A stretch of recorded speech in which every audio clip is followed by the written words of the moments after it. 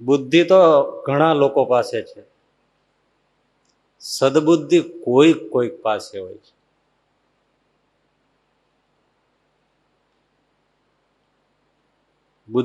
બુદ્ધિનો પાર નથી, સદબુદ્ધિની શોર્ટેજ છે.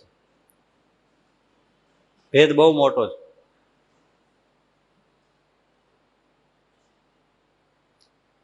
બુદ્ધિ તો જ્યાં જુઓ ત્યાં દેખાય છે.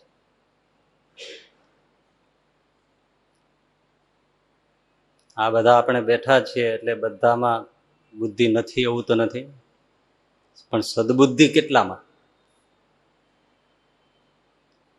સદબુદ્ધિને આપણે માની લઈએ કે અમારી પાસે સદબુદ્ધિ છે તો વાત અલગ છે. બાકી સદબુદ્ધિ બહુ મોટું પદાર્થ છે. ભાગ્ય જ પ્રાપ્ત થાય છે, ભાગ્ય જ. અને ભાગ્ય જ પ્રાપ્ત થઈ જાય તો પછી કોઈ દુઃખ રહેતું નથી, એટલી ગેરંટી. એવી સદબુદ્ધિ મહાન ચીજ છે. બુદ્ધિ તો છે, કઈ બુદ્ધિ વગર તમે થોડું કમાતા હશો.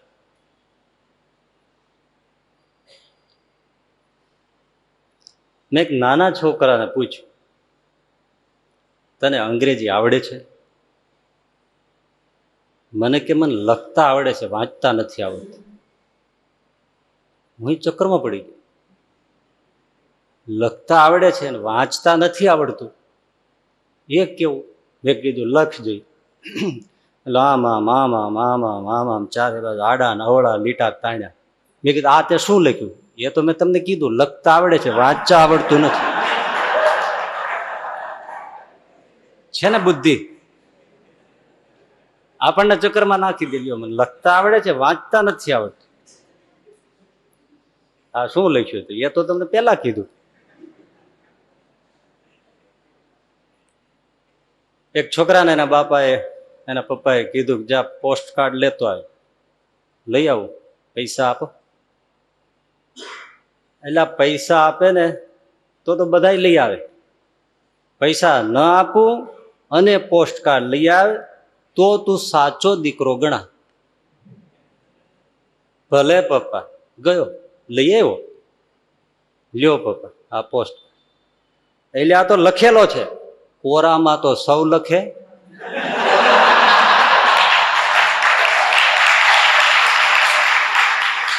લખેલામાં લખો તો તમે પપ્પા સાચા.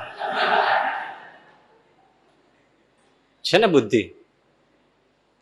7 વર્ષનો છોકરો ઘરમાં સોફા ઉપર બેઠો બેઠો એક પુસ્તક વાંચતો હતો, અને એ પુસ્તકનું નામ હતું કેવી રીતે બાળ ઉછેર કરવો. 7 વર્ષનું છોકરું. એના પપ્પાની નજર પડી એટલે એ તો બહુ પેલા થઈ ગયા. પેલા તું આ વાંચે છે? તારી ઉંમર છે? છોકરાનો ઉછેર કેમ કરવો તારે આ વાંચવાની જરૂર છે? છોકરો ચોપડીમાં વાંચતો વાંચતો બોલ્યો, મારે જોવું તો પડે ને, તમે મારો ઉછેર બરાબર કરો છો કે નહીં? કેવા છે હોશિયાર! બુદ્ધિનો પાર નથી. 3-4 એન્જિનિયર ઘણી બુદ્ધિ છે ને એને ભણ્યાનો મેળ નથી. પછી આપણે એને કોઠાસૂઝ કહીએ. કોઠાસૂઝ એટલે શું? હકીકતમાં તો બુદ્ધિ.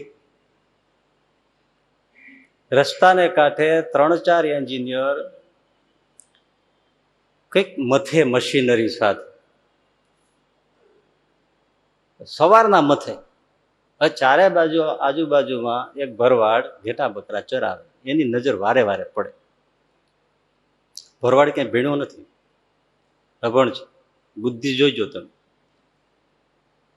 એ જોઈને પાછો વયો જાય, વળી પાછો આવે, લાકડી ટેકે ઉભો રહે, નજર કરે, વયો જાય. 4-5 કલાકથી 3-4-5 એન્જિનિયર મથે કામ પતે નહીં. મૂળ વાત એવી હતી, એકદમ ગોળ ભૂંગળું, સ્પ્રિંગ સાઈઝ, સેમ સ્પ્રિંગ જેવું, 10-12 ફૂટ લાંબુ, એમાં પાતળો તાર એકદમ, એને સોસરો પાસ કરવાનો હતો. હવે આ 4-5 એન્જિનિયર મથે, પણ આ પાતળો તાર સામે છેડે નીકળે જ નહીં. જાય એની વાતે સાચી, ગૂંચળું ગૂંચળું છે સ્પ્રિંગની જેમ. આ છેડેથી પેલે છેડે 10-12 ફૂટ સુધી કાઢવાનો પાતળો તાર, પરસેવે રેબ જેબ થઈ જાય, થાકી જાય, 4-5 કલાક ગઈ, તાર નીકળ્યો નહીં.